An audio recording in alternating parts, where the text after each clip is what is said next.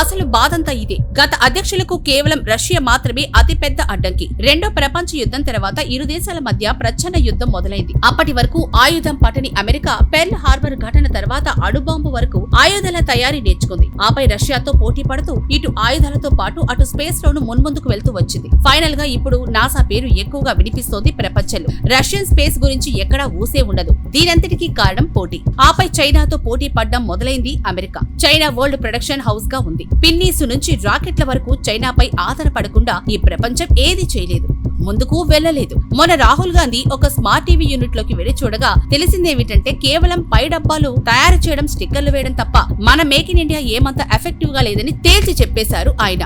దాని అర్థం ఏంటంటే చైనాను కాదని మనమేం చేయలేకపోతున్నాము అని.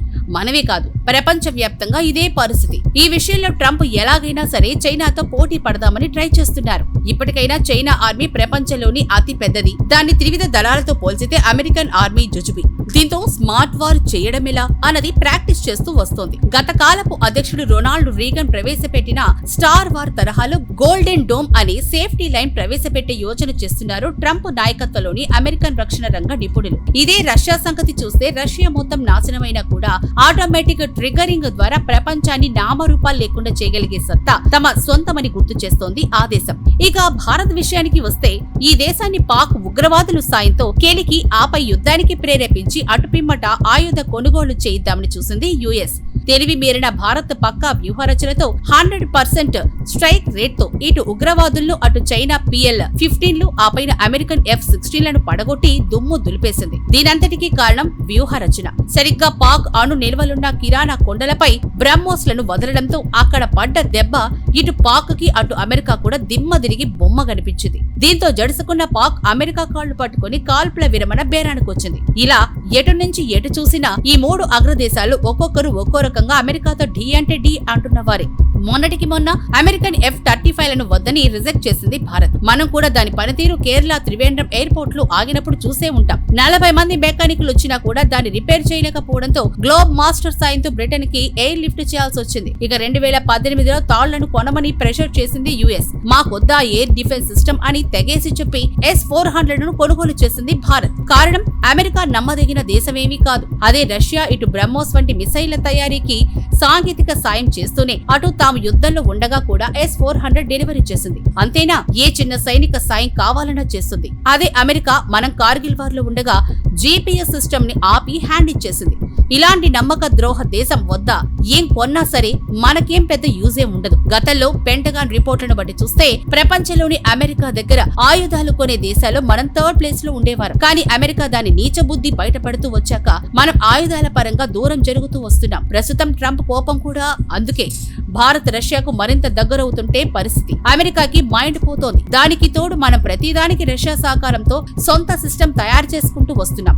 S-400 తరహాలు ప్రాజెక్టు కుషా ఆపై F-35 లాంటి 5th జెన్ ఫైటర్ జెట్స్ ఇలా ఓన్ ప్రొడక్షన్ మొదలు పెట్టేశాం. ఎందుకంటే గత ఆపరేషన్ సింధూర్లో పాక్ ఇటు అమెరికా అటు చైనా టర్కీల నుంచి పెద్ద ఎత్తున ఆయుధ సాయం పొందింది. వారందట వారు తయారు చేసుకోలేకపోవడం వల్ల ఆ దేశం చివర్లో బోల్తా కొట్టింది. మన చీఫ్ ఆఫ్ డిఫెన్స్ స్టాఫ్ చెప్పినట్లు ఆయుధం ఉండగానే సరిపోదు, దాన్ని వాడే సామర్థ్యం కూడా అత్యవసరం. అదెప్పుడు సాధ్యమంటే వాటిని మనమే తయారు చేసుకోవడం వల్ల సగానికి సగం తర్ఫీదై ఉంటామని అంటారు ఆయన. ఇక దానికి తోడు ఆయుధ తయారీలో Russian made most perfect come powerful. మొన్నటి యుద్ధంలో పాక్ ని మనం కట్టడి చేయడంలో కీలక పాత్ర పోషించింది S-400. ఈ విషయాన్ని తాజాగా మన ఎయిర్ చీఫ్ AP సింగ్ సైతం చెప్పుకొచ్చారు. మనం F-16లతో సహా 6 యుద్ధ విమానాలు పడగొట్టామంటే కారణం ఇదే. ఈ విషయం పాక్ ఒప్పుకున్నా ట్రంప్ సైతం అవును నిజమే అన్నారు. అలాంటి కండిషన్ లో రష్యా, భారత్, చైనా అనే ఈ 3 దేశాలు కలిస్తే సగం ప్రపంచం అటువైపు మొగ్గుతుంది.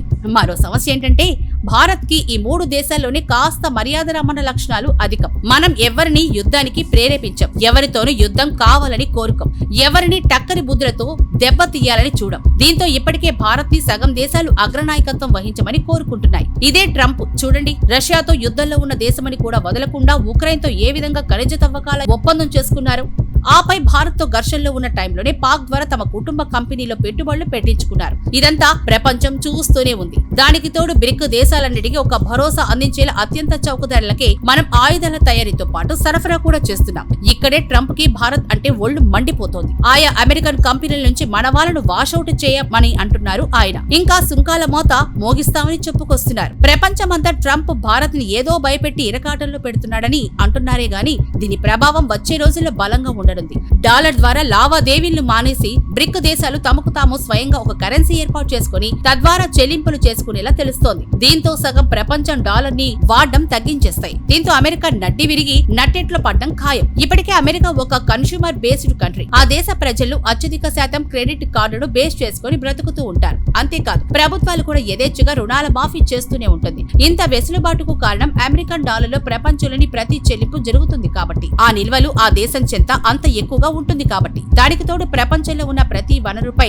గుత్తాధిపత్యం వహించి ఆపై ఆయా దేశాలకు ఇవ్వాల్సిన మొత్తాలు కూడా తమ ట్రెజరీలోనే దాచుకుంటుంది యుఎస్. ఒకవేళ డాలర్ చెల్లింపులను కంట్రోల్ చేయగలిగితే దెబ్బకు అమెరికా ఆర్థిక వ్యవస్థ మొత్తం కుప్పకూలిపోతుంది. ఈ విషయం గుర్తించిన బిజినెస్ మెన్ ట్రంప్ ఒకటే సుంకాల బెదిరింపులకు పాల్పడుతున్నారు. కానీ ఈ ప్రభావం భారత జీడీపీపై పడేది కేవలం 0.2% మాత్రమే. కాబట్టి ఏం పెద్ద భయపడకూడదు అన్న కృత నిశ్చయంతోనే ఉంది. దీంతో పెద్దన్న ట్రంప్ లో లోలోన అణుబాంబులు పడుతున్న చప్పుడు వినిపిస్తోంది. విన్న సిచ్యువేషన్ కి తోడు ఈ మూడు దేశాల కలయిక అంటేనే హడలెత్తిపోతోంది ట్రంప్ నాయకత్వంలోని అమెరికా.